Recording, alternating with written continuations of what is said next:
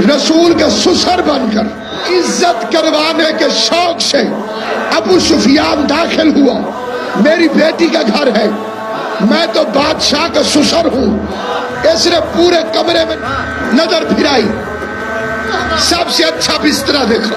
उसने कहा मैं मुशरिकों का सरदार और ये बिस्तर बहुत अच्छा है, मुझे इसमें बैठना चाहिए। आला तरीन बिस्तर था, लेकिन था मुस्तफा का।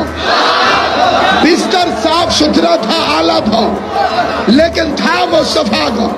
मुझे मौला अली की इज्जत की कसम, करोड़ छुपाए कोई हक नहीं छुप सकता।